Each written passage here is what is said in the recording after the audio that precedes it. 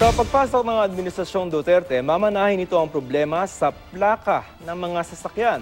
Ayon sa LTO, Land Transportation Office, hindi pa sila makapagpapagawa ng mga bagong plaka dahil sa problema sa kontrata. May report si Victoria Tulad. 5 buwan na mula na mag-apply sa Land Transportation Office o LTO si Jason Batalier para makuha ang bagong plaka ng kanyang sasakyan. Pero hanggang ngayon, wala pa rin inire-release ang LTO. Kaya ilang beses na raw siyang hinuli sa kalsada.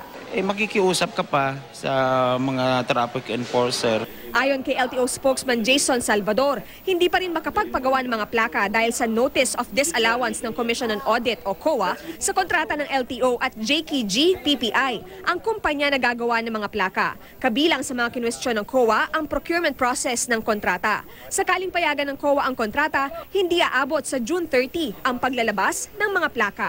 If they come up with a decision before June 30, we still have to process everything else because the production stopped, the payment stopped. So it's not that easy to get it rolling once again.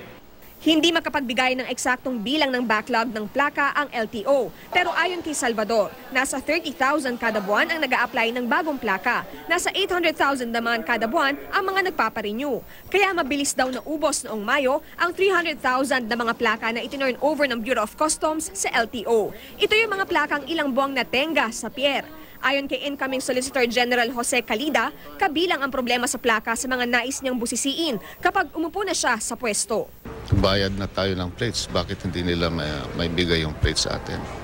Bagaman nagpapatuloy ang problema sa mga plaka, may magandang balita naman daw pagdating sa mga lisensya. Noong nakaraang linggo kasi ay binawi na ang writ of preliminary injunction laban sa kontrata ng LTO at ng supplier ng mga lisensya. Ibig sabihin, magpapatuloy na muli ang pag-iimprenta.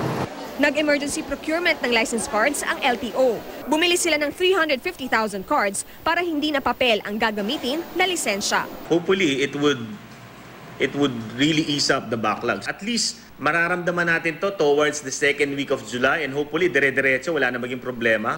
Victoria Tulad, GMA News.